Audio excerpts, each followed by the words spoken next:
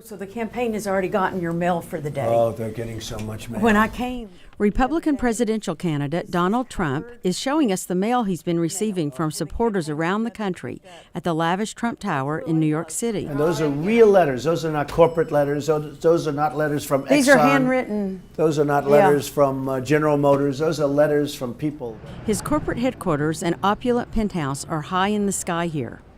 But his campaign for the nation's highest office is run from a sparse fifth-floor space on a shoestring budget with the simple guiding philosophy, let Trump be Trump. And on this day, he seems to be happy with the results. You see the polls came out, right? Yes, the Quinnipiac, yes. Spending time with the candidate on the campaign trail and here at Trump Tower has given me a unique perspective on how his unconventional political style has brought him to a place in the campaign few had predicted. Do you feel like you're at an inflection point right now in your campaign?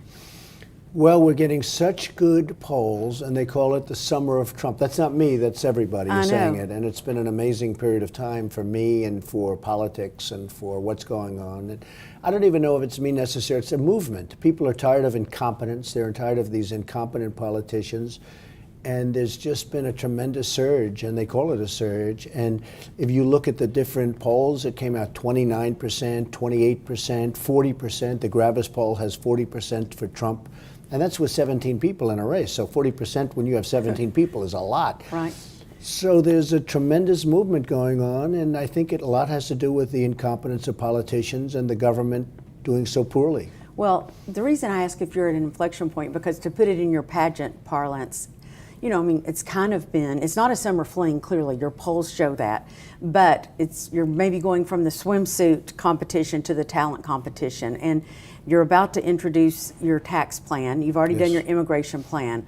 So do you feel now is the time to show more substance, more meat on what you're going to be doing as a presidential candidate? Well, you know, Monica, I think I've been showing a lot of meat and a lot of substance, but people would like to see it in a plan. And the funny thing is, it's mostly people such as yourself and the writers and the journalists and maybe the pundits that would like to see like a 4-page plan or a 20-page plan or whatever it may be. I don't think the people care. I think they have confidence in me. They know what I do is right. You know, the problem with the plan is that point 1, point 2, then you have to change point 3. I'm talking in real life. Right.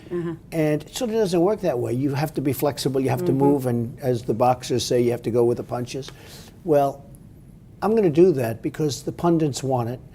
But the truth is I may end up with much better than what I'm projecting because it's all a negotiation. And the people understand that, but the political people don't. In some ways, it will show where your thinking is and what direction you want to lead the country. That is true. If you become elected. So let's talk a little bit about the broad outlines of where you might go.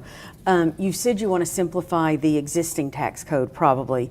What do you think you might do on corporate taxes? You've complained about corporate inversions. Right. Corporate inversion's a huge problem. And, you know, honestly, there's a number of things you can do. You can go to a fair tax. You can go to a flat tax. You can go to a lot of different things. I think the quickest and the easiest is simplification of the existing tax code. But we have some ideas for. I understand the tax code probably as well as anybody that's ever done this because I've lived with it for many years. It's extremely complex. You spend millions of dollars on accountants and lawyers and all of this. You have deductions on top of deductions, and then you have givebacks, and then you have takeaways, and I mean, it's ridiculous what's going on. So simplification is the fastest way, and could be the best way. And we'll be announcing it in the not too distant future. But I want to lower corporate taxes.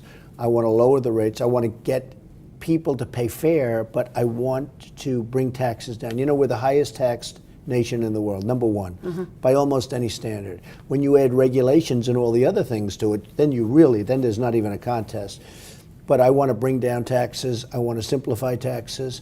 And we want to have something that's going to give people an incentive to do great things. You know, conservatives are the backbone of the Republican Party. And in the past, you've supported a single-payer system, of a health system, and assault weapons ban, I think, and abortion rights. So how do you get conservatives to trust you now? Well, I've never been a big fan of the whole abortion thing, but you have to understand, in fact, in interviews I said, I hate the concept, but I wasn't a politician. I never really focused on it. Nobody even asked me the question. I mean, how do you feel about abortion, or how do you feel about single payer versus something else? Single payer could have worked years ago, but we have a much more, and this was many years ago that I said maybe that would work. And again, that was a maybe. I wasn't a politician, but it could have worked. It can't work now, and it can't work well now. The concept that I have for insurance, which I think will be fabulous, because Obamacare is two things. Number one, the premiums are through the roof. The deductibles are ridiculous. You'll never get to use it unless you get hit by a tractor. And the premiums are going up. No, the premiums are through the roof. They're up 40, 50%. Obamacare is a disaster. Not only that, it's costing the country a fortune. If we could allow the private sector to bid on insurance, when I bid, I have a very big company. When I have people in New York, I just go to New York. They have artificial lines around the state of New York. People from Iowa, people from California, people from New Hampshire, people from Connecticut, they can't even bid on my insurance. And the reason, Obamacare is great. You talk about campaign contributions. Obamacare is great for the insurance companies. The insurance companies are making a fortune with Obamacare. But they have these artificial lines around each state, and you'll get one bid. We don't get any bidding. If we opened it up, and the only thing the government should do is make sure those companies that are competing are strong financially. Other than that, they shouldn't even be involved. You would have great insurance, great health insurance, and people would be proud of it. You don't drink, you don't smoke. I presume you didn't take drugs, and you did that with your children. That seems a very conservative lifestyle. Is that something that was important to you growing up, and how did you enforce it with your children? Well, as a parent, I'm curious. Right, it was very important. I get a lot of credit because Ivanka's been so terrific. I have, Eric is in the business, and Don, and I have two younger children. But I have been asked a lot, your children seems to, knock on wood, I think good. So far, so good. You always have to knock on wood because who knows what happens, right? But they are great children. I was always very strong, no drugs, no alcohol, no cigarettes. And I'd say cigarettes because it's a good thing to say. I'd add it. But no drugs, no alcohol, no cigarettes. And I have so many friends of mine that are really smart guys, people that you report on. They come and they say, what do you think, what do you think? But their kids are into alcohol or they're into drugs. I mean, drugs are now the main thing, but they're into drugs and they won't be able to compete. What's one thing that you would like people to know about you that they don't, especially those who are dismissive of your campaign? Well, I think the one thing is I'm a nice person. I love helping people. I have great relationships with people. People think of me as not necessarily nice, but they think of me as very competent. It was very interesting. A woman heard a speech, and I got a very high poll number, but on leadership, I was by far the highest, by many times. On finance and economics and the economy, I was number one by many, many times. I was killing everybody. But what about niceness? Except on niceness, I was like last. And I said to the people, it was crazy, a CNN poll. And I said to the people, I said, it's sort of interesting. Number one, I think I am a nice person. I help people. And a woman came up to me, she said, but are you nice enough to be president? I said, I hope I am. I think I'm a nice person. I have great relationships. But I think this is going to be an election based on competence, and we need competence. Enough with the niceness. This country's in bad trouble. We need competence. And I've said it to a lot of people, Monica. This is going to be an election based on competence. It's enough with the nice. We're tired of being beaten up by China, by Japan, by Mexico, by every single country that does business with us. And I think it will be an election based on competence. So you have all the perks of being the president now. I mean, really, but you don't have the weight of the world on your shoulders. Are you sure you really want to be president and you can never turn it off? I want to make the country great again. It's just fun. It's okay. I had no idea I was going to do this well this fast. I thought it would be much longer, and we have to keep it going because we still have a long way to go.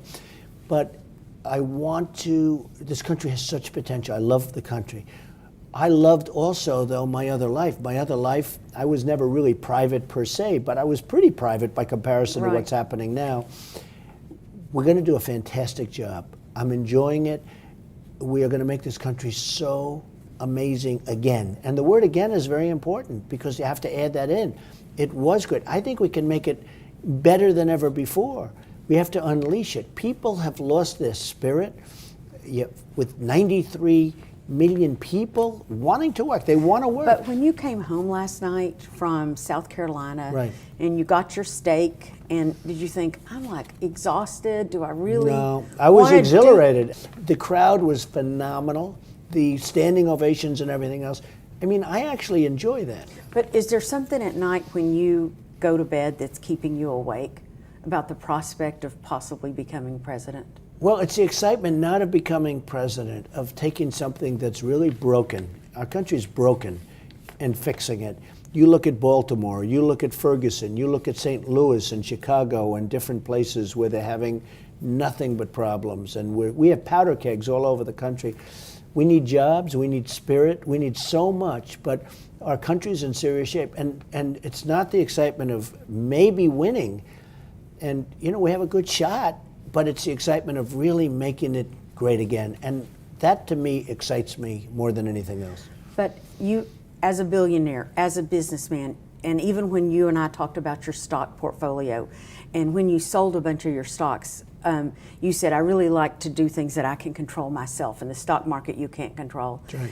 If you are president, you can't control everything. I mean, do you agree or disagree that being president is not like running a business? I do, I agree, but it's also, I think it's running a business, but you have to have heart.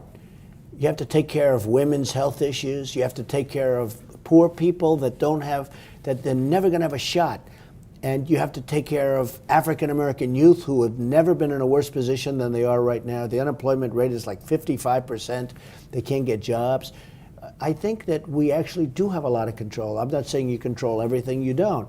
But certainly I have a lot more control that way than sitting in, you know, a beautiful Trump Tower on Fifth Avenue and running my company. I think I can make a big difference. If I didn't think I could make a difference, I wouldn't be doing this.